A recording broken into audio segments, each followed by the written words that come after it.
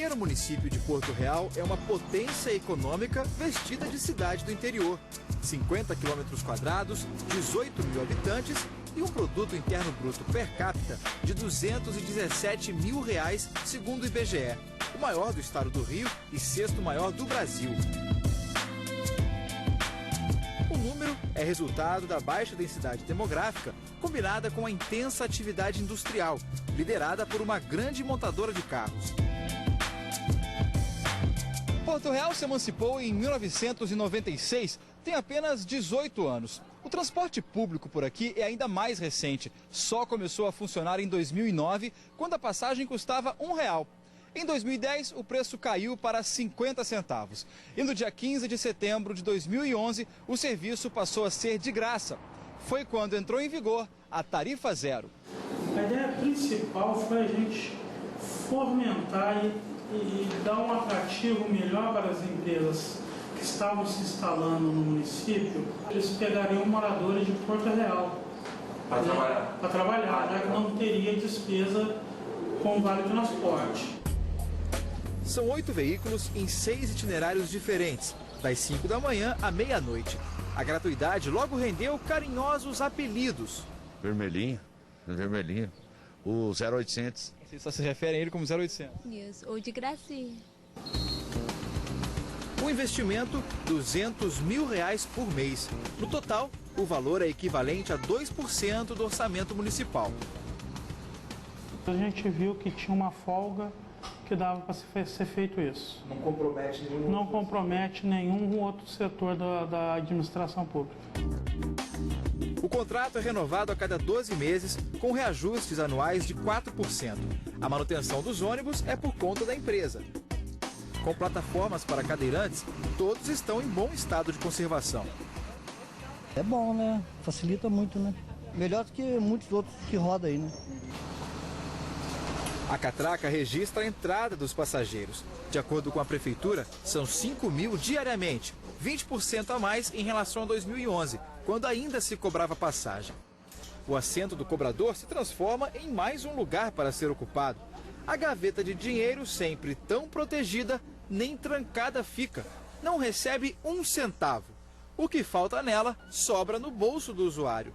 Economia preciosa. E como ajuda, assim a gente não precisa de pagar, né? Ajuda e muito. Qualquer trabalhador que vai deixar de pagar, que a passagem saia do orçamento dele, isso aí já é um ganho extraordinário. Compra roupa, sapato, ajuda em casa.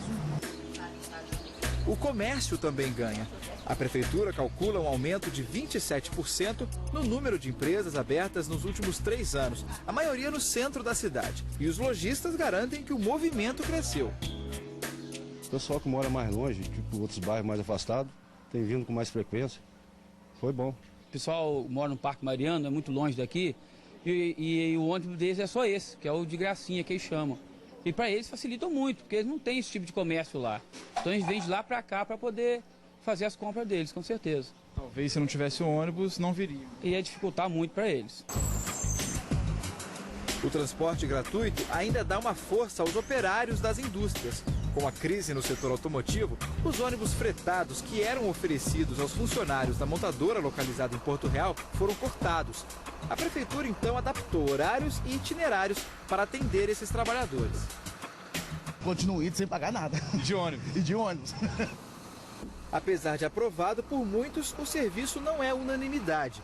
Há quem reclame dos horários. Tinha que ter mais horários, principalmente no final de semana. A gente que depende para poder vir para cá fica mais difícil. Ou dos eventuais atrasos. Eles serem mais pontuais. Outro problema, lotação nos horários de pico. Por ser de graça, tem muita gente passeando de ônibus em Porto Real, utilizando o serviço sem necessidade. Ainda fala pra gente, motorista, vou dar um passeio? Às vezes o barato acaba saindo caro, né? Porque a lotação é demais, muitas das vezes não cumpre com os horários que deveriam cumprir. E quando era pago a gente não tinha muito esse problema, né? Por aqui, o aumento no preço do óleo diesel fez surgir boatos de que a passagem voltaria a ser cobrada. O secretário admite a preocupação, mas garante que a tarifa zero continua. Sempre há um zum daqui, um zum dali que vai acabar, o que vai se cobrar, Mas isso aí não tem possibilidade nenhuma, não posso falar por outros governos. Nesse governo vai se permanecer. A experiência de Porto Real se torna ainda mais interessante no contexto atual, em que os incentivos e subsídios para carros somaram quase o dobro do investido em transporte coletivo. Você pegar nos últimos 10 anos, enquanto a tarifa de ônibus urbano, que representa mais de 90% dos deslocamentos de transporte público no Brasil, aumentaram de preço em termos reais, ou seja, subiram mais do que a inflação, nesse mesmo período, a gasolina subiu menos do que a inflação, o preço de um veículo privado médio subiu menos que a inflação, o preço da motocicleta subiu menos que a inflação e o preço dos insumos, pneu, peça, subiu menos que a inflação nos últimos 10 anos. O que significa isso na prática? Significa que o transporte público está ficando mais caro e o transporte privado está ficando mais barato. Tá? É o inverso do que deveria ser. A gente está todo voltado para uma política de estímulo ao transporte individual em detrimento do transporte público, né? Quando você fala em tarifa zero, nada mais do que inverter totalmente essa lógica, apesar dos problemas que a gente tem operacionais nesse sentido, né? Alain Flausch, da União Internacional de Transporte Público, reprova tanto a opção pelo carro quanto pela tarifa zero. You have to put public money in public transport and stop helping manufacturers to make more and more cars. I know it's a problem for unemployment because the big car manufacturing are a big employer around São Paulo. But it's not the future. It's not the future to continue to pollute, to continue to have congestion like we have here and in São Paulo. Apparently in Estonia or Lithuania, Tallinn, I think they want to go free fare. In Hasselt it was some years ago, 15 years ago. And at the time I was busy with public transportation in Belgium, and I was one of the